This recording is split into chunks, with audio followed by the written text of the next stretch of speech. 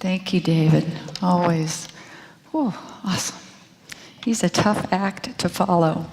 I feel like I want to go, whoa. Can't do it as good as him. Woo. I want to talk about one of the 5 truth principles of unity. One of them is your thoughts create your reality. And I'm going to talk about the fact that that's not exactly true. But first, I'm going to tell a little bit of a story that I heard today. Actually, I heard it this last week. Some of you know that we've started a prison ministry, and in order to go into the prisons, you have to have some volunteer training. So I had an opportunity this last week to spend a day with the Missouri Department of Corrections. And our trainer was very knowledgeable. She had been with the department. She'd actually been a prison guard and supervisor for a decade and had been training employees of the department for 9 years. So she had a lot of experience in dealing with inmates. So during the day, she actually told us a story about early in her career. She was a single mom and she had 2 teenagers, and she recalled one specific morning when she got up and had that typical trying to get the kids to school and get to work on time. And so she described that in her daily life, one of the most satisfying things she had was this morning ritual when she would be able to go into the kitchen, make a cup of coffee, and she loved Pop-Tarts, especially the ones with the icing and the little sprinkles on top. She had her favorite kind, and she would put it in the toaster. It would be slightly warm. It would melt in her mouth. She would eat her Pop-Tart. She would drink her coffee and have that moment of great satisfaction. Well, on this particular morning that she recounted to us, she said it was also typical in that having a teenage girl and a teenage boy, that the first thing she did was have an argument with her daughter about the clothing that her daughter had chosen to wear to high school that day, that she found to be completely unacceptable and inappropriate. And if you've ever tried to talk to a teenage girl about her clothing, you know that nothing qualifies as unacceptable and inappropriate. So she had this conversation, forced her daughter to go back upstairs and change clothes, and so she was really starting to kind of growl and get a little agitated. But she knew she had her Pop-Tart to look forward to. Now, the other thing is that she had a teenage boy. And any of you who know or have been a teenage boy know that they are a bottomless pit. They do eat anything that comes within a 5-mile radius of them. So she went to the kitchen and she reached the top of the refrigerator and found the box where the Pop-Tarts were supposed to be, and it was empty. Not only had her son eaten the last Pop-Tart, but he had left the box. I guess hoping that she wouldn't notice, but unfortunately she didn't know that she needed to buy more Pop-Tarts. So this fury within her reigned. She decided to give it up. She would just take the kids to school and go on to work. She knew that she had some hidden Pop-Tarts in her desk. So she heads into the prison on any typical day. She's heading for her office. You know, that sense of just having that Pop-Tart in mind, that great sense of anticipation and expectation. And she gets a call on her radio. Some 1010 was happening. I don't know what a 1010 is, but that's what she said. Apparently, out in the prison yard, 2 gangs of the inmates were having words with each other, saying offensive things, and she was going to have to go out immediately to the prison guard and calm everything down. This meant that Pop-Tart was going to have to wait. And you can imagine at this point how she felt. She told us that she walked out into that yard filled with 100 hardened criminals, and she took out her pistol and she said, "If one person says one more word, I am going to shoot them now." She was only about this big, but when you're packing a pistol, people listen. She said the inmates all quieted down. Everything was calm. And she got to go back and eat her Pop-Tart. But she gave us the story because she said, you know, in the big scheme of things, even though she had been able to address the situation at hand, she hadn't handled it very skillfully. There would have been many other ways to have made the situation calm down without brandishing a pistol and shouting at the inmates. Now, most of us aren't packing heat on a regular basis, and most of us don't have to work with hardened criminals. But we do have to often work with people, and people can sometimes be incredibly irritating. Or is that just me? Perhaps in this story you might find some truth in your life. Maybe you've had a morning where you got up and just things didn't go right. One thing after another, and then you started to look for the irritation and the frustration, and you really wished that you had a pistol. Or maybe it was a good idea that you didn't. And we lash out at people, and we get angry and frustrated, and we start to look for what else is going to irritate us. And so it appears that in this situation, what was happening was that her thoughts, her emotions, and her feelings had all combined together to create a spiraling down of her being out of control, of her responding in an unskillful way. And I took to heart this story because even though I don't own a gun, I have had times when I've thought, I really want to strangle that person. And so I think it's so something that we can all relate to, that we have these thoughts that arise in our head, that people are doing things on purpose to irritate us. And we always have a choice on where we go from there. You might have done something wacky at some point in your life, and somebody may have told you that you were an idiot. Or you may have had that thought in your head that you were an idiot. But if it didn't resonate with you, if you didn't really think you were an idiot, if you didn't have that emotion behind the statement that I'm an idiot, then you would just ignore it. Oh, that person doesn't know what they're talking about. Oh, that thought's not true. But if somebody were to say you're an idiot, or if you were to have that internal dialogue, I'm an idiot, and that was combined with an emotion that resonated within you, then you might take that to heart. And so there's an institute called HeartMath. Some of you might be familiar with it. And they've done about a couple of decades of research on this powerful combination of our thoughts, our emotions, and our feelings. And so it isn't true that our thoughts create our reality, because I don't know about you, but I have lots of thoughts that just sort of wander around in my mind, and I'm like, where on earth did that thought come from? And I just let them pass on through.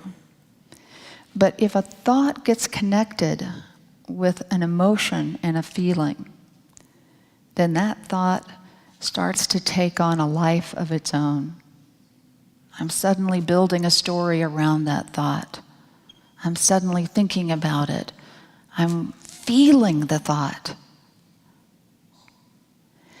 And so what HeartMath Institute has found out is that we actually have an incredible amount of power within us to create the thoughts, the emotions, and the feelings that we choose to have. There's a thing called coherence that they talk about. And I wanted to read the exact description that they give because I think it's very powerful. They say that coherence is the state when the heart, the mind, and emotions are in energetic alignment and cooperation. Greg Braden is a scientist. He's from Kansas City here, and he's written several books on this subject. And he talks about the 7 energy centers that we have. He says the top 3 are with regards to our thoughts, and the bottom 3 are about our emotions, where we hold that core of emotions from past experiences. And the middle energy center is the heart. And we now know that there are neural networks, there are things that are created in our heart that are powerful. And that if we can harness the power of these energy systems to take our thoughts and our emotions and connect them in our heart, that we have the power to unleash this incredible potential within us. That we don't have to allow the world to act on us. We can actually put out into the world that which we choose. How awesome is that? And there's a little quick exercise that you can do anywhere at any time called the heart exercise. And we've done it here before, but just to give you it's 3 simple steps. The first step is heart focus. And so you might just take a moment and focus your awareness onto your heart. Sometimes even if you want to just place your hand on your heart, you can, to keep in mind about your heart. So first is heart focus, and second is heart breath. To take a few moments of breathing in and breathing out, imagining that you're actually breathing in and breathing out to and from your heart.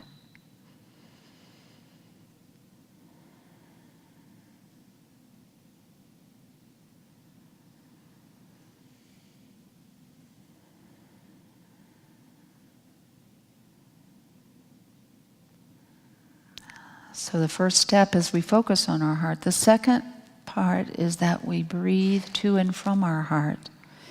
And as we do so, the third step is heart feeling. In this moment, I encourage you to bring to mind perhaps a situation that you recall where you were so peaceful and calm.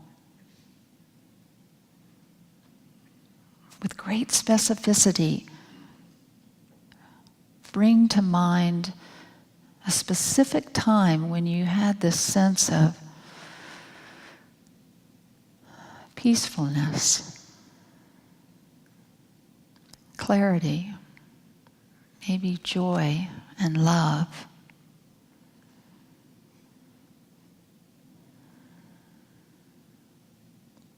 And using all your senses, recreate that experience.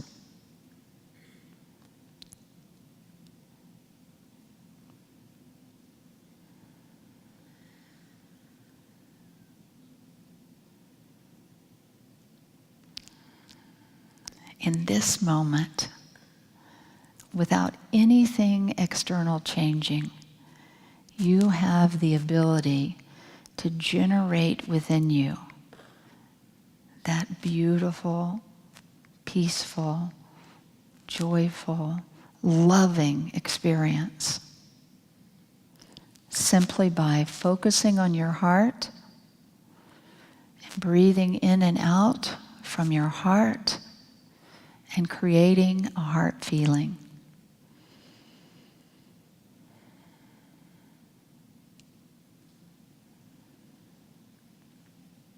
How amazing is that?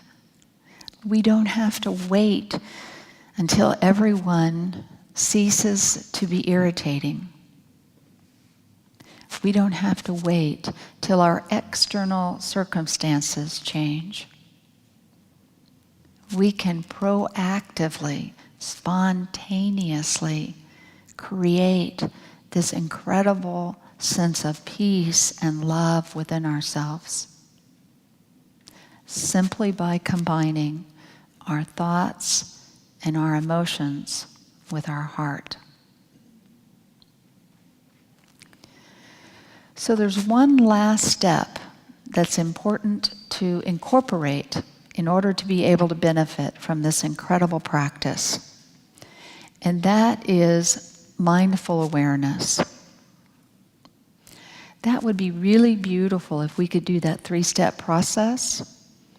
But the first thing that has to happen is you have to be aware of what you are thinking and feeling in this moment. In the midst of that crappy day, when you're getting up in the morning and something's going wrong and you're not feeling good and everything seems to be out to get you, there's got to be some mindful awareness of I am part of this crappy experience. And when you can create a gap between the stimulus and response, that is the only time when you can break the cycle and decide and choose to generate this incredible power within you and use it to manifest a feeling of love and peace that is so powerful that no number of irritating people can mess with your day. No amount of crazy drivers can mess with your peacefulness because you get to choose how you feel. And so there is a simple, powerful practice to go back to the principle that our thoughts create our reality. It isn't exactly true, because if you're only having the thought and it is not connected with an emotion, then it can pass you by. I was listening to a Zen Buddhist teacher this last week, and he said the definition of wisdom is knowing when to pay attention and when to ignore. That seems like it. If we know what we should be paying attention to and what we can ignore, life can be transformed. And so we have this simple process of focusing on our heart, breathing in and from our heart, and simply recreating a feeling that enables us to live in this unlimited potential that every one of us are. So let's take those thoughts and we'll practice that again in meditation.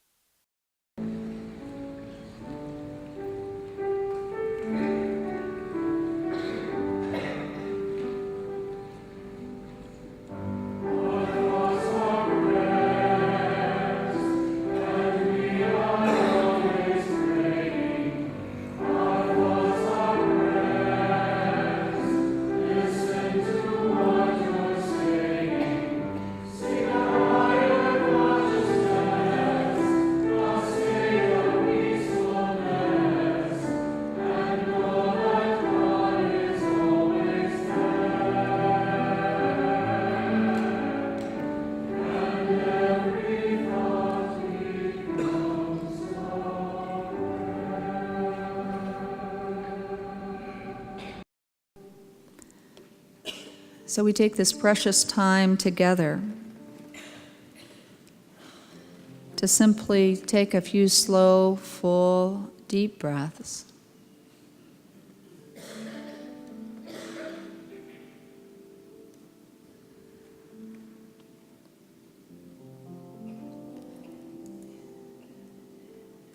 You might take a moment to reflect on those things in this last week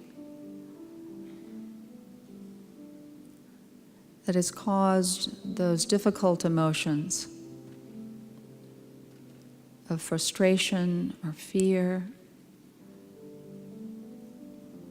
anxiety or anger.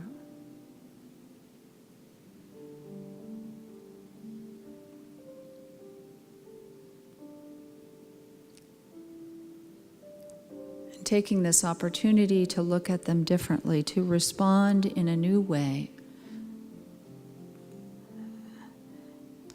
by practicing this simple heart exercise.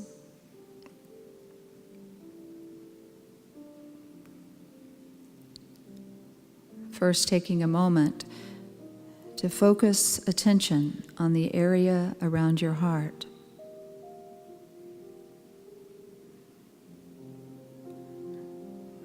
You might even find it helpful to just simply gently hold your hand up to your heart.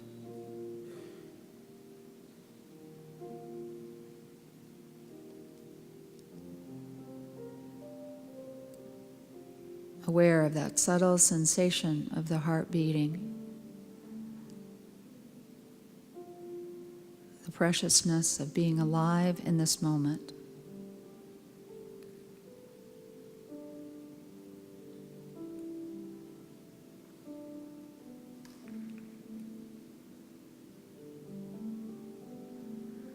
And then taking just a few moments to breathe into and out from your heart.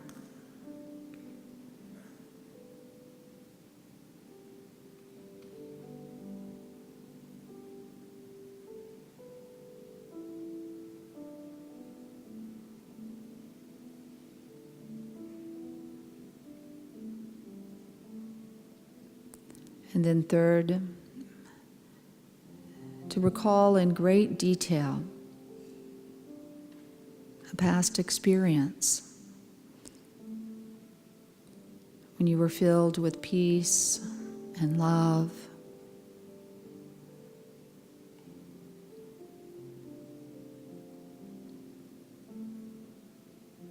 remembering in great detail the emotion, the sensation, the sounds,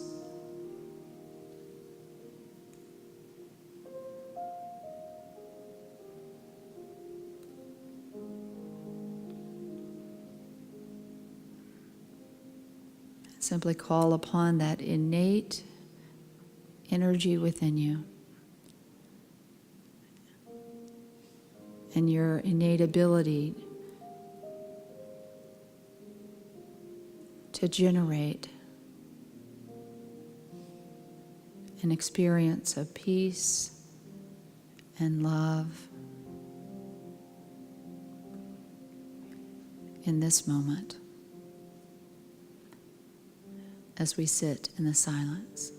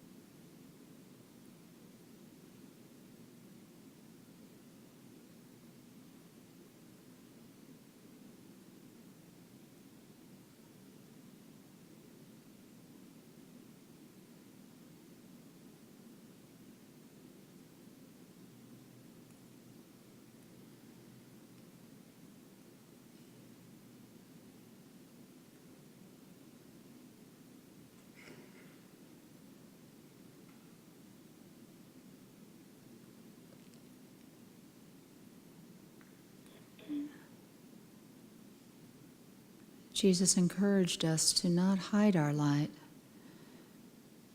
but instead to be a light unto the world.